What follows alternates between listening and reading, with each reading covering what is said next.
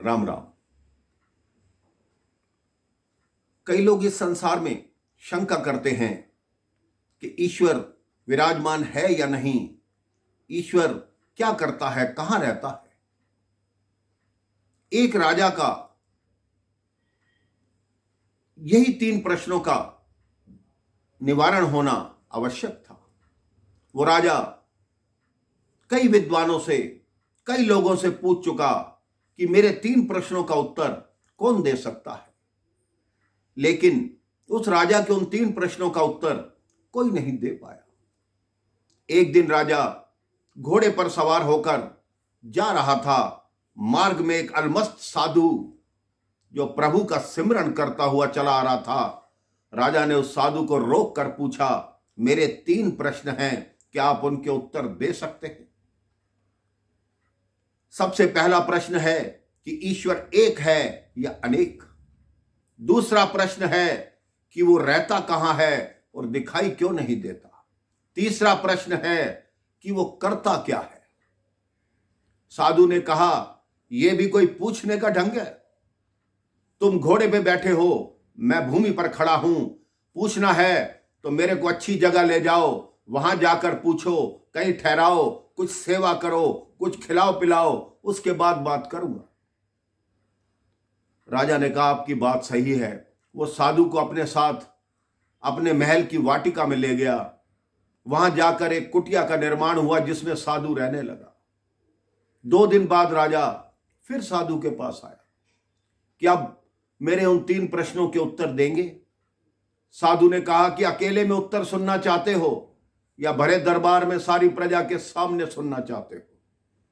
राजा ने कहा, अगर भरे दरबार में सबके सामने होगा तो और अच्छा होगा, लोगों को भी लाभ होगा। तो साधु ने कहा, ठीक है, सब लोगों को इकट्ठा करो। राजा ने कहा, वो आजकल में तो होंगे नहीं, इसके लिए तो मुझे सूचना जारी करनी होगी, इसमें तो 1 माह का समय लग जाएगा। साधु ने कहा, मुझे भी कोई जल्दी नहीं है, लेकिन मेरी एक शर्त है, इधर पलट के मत आना, और जबकि तिथि निश्चित करोगे मैं उस दिन दरबार में आ जाऊंगा। राजा ने कहा, ठीक है। साधु अपनी मस्ती में वहां रहने लगे, भगवान का नाम लें, सुबह शाम घूमने जाएं। साधु की मित्रता एक किसान से हो गई।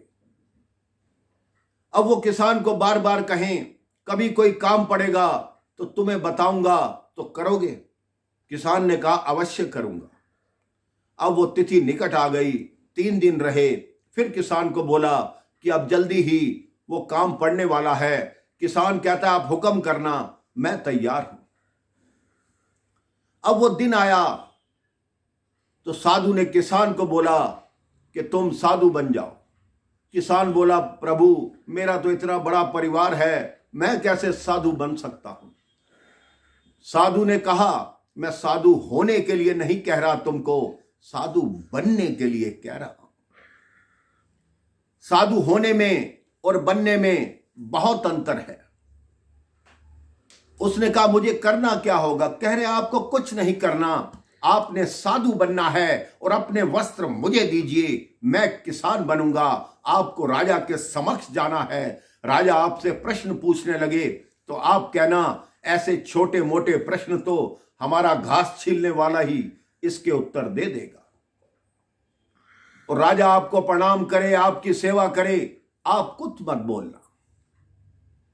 वो किसान तैयार हो गया, किसान साधु बन गया, और साधु किसान के कपड़े धारण करके किसान बन गया। राजा के दरबार में आए, राजा ने आसन दिया, सेवा की, चरण धोए और साधु को एक आसन पर बिठा दिया, और साधु रूपी जो किसान थे वो भूमि पर बैठ गए।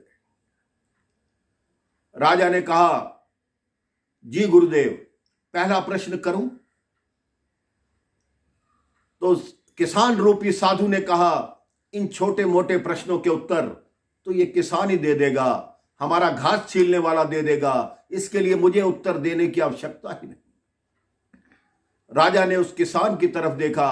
किसान ने हाथ जोड़कर कहा, गुरुजी ने हमें सारे शास्त्र पढ़ा रखे हैं, हमें ज्ञात है कि इनका उत्तर क्या है। राजा ने पहला प्रश्न किया कि ईश्वर एक है या अनेक? तो किसान ने कहा, आप ऐसा कीजिए, एक मणियों का थाल मंगाइए, फिर हम बताएंगे। राजा ने आदेश दिया, मणियों का थाल आ गया। कहते अब इसकी गणना कीजिए। राजा ने एक मणि उठाई, बोला 1। किसान बोला बिल्कुल ठीक। दूसरी मणि उठाई, बोला 2। कहते गलत, झूठ बोल रहे हो। उन्होंने कहा क्यों, मैं झूठ क्यों बोल रहा हूं? कहते आपके हाथ में कितनी मणि है? कहते 1। तो कहते फिर उसको गणना 2 क्यों कर रहे हो? है तो 1, आप 2 गिन रहे हो। अभी एक और उठाओगे, कहोगे 3। आपके हाथ में 1 है। जितनी गणना बढ़ती जाएगी, मणि आपके हाथ में 1 ही रहेगी। उसी तरह ईश्वर 1 है। जिसने दूसरी बार अनुभव किया तो 2 हो गया, तीसरी बार अनुभव किया तो 3 हो गया, चौथी बार अनुभव किया तो 4 हो गया। रूप अनेक हैं, लेकिन ईश्वर 1 है। राजा की शंका का समाधान हो गया। कहते हैं मुझे पहले प्रश्न का उत्तर मिल गया कि ईश्वर 1 है। अब मेरा दूसरा प्रश्न है कि ईश्वर रहता कहां है और दिखाई क्यों नहीं देता? तो उस किसान ने कहा कि प्रश्न ही पूछते रहोगे या कोई सेवा भी करोगे, मेरे लिए दूध मंगा दो। अब राजा ने एक पात्र में किसान के लिए दूध मंगा दिया। अब किसान उस दूध को लेकर बीच में उंगली चलाने लगा। राजा कहता है ये क्या कर रहे हैं? कहते हैं इसमें से घी निकाल रहा हूं। कहते हैं इसमें से घी कैसे निकलेगा? तो उन्होंने बोला क्यों नहीं निकलेगा? तो राजा बोला पहले दही जमानी होगी, फिर उसको मथना होगा, फिर माखन निकलेगा, फिर अग्नि पे तपाना होगा, तब घी निकलेगा। तो किसान ने कहा यही तुम्हारे दूसरे प्रश्न का उत्तर है। ईश्वर भी संसार में है, यहीं पे रहता है। जैसे इस दूध के अंदर घी दिखाई नहीं देता, वैसे ही ईश्वर दिखाई नहीं देता। पहले निष्ठा को जमाना होगा, विचारों की मथनी को मथना होगा, तपस्या की अग्नि पे उसको तपाना होगा, तब जाके घी निकलेगा, अर्थात ईश्वर दिखाई देंगे। तुम्हारे दूसरे प्रश्न का उत्तर यही है। राजा ने प्रणाम किया कि आप बिल्कुल ठीक उत्तर दे रहे हैं। आज मुझे ज्ञात हुआ कि परमात्मा तो हमारे अंदर ही विराजमान है, हमें उसको खोजने की जरूरत है। अब राजा ने कहा मेरा तीसरा प्रश्न है कि ईश्वर करता क्या है?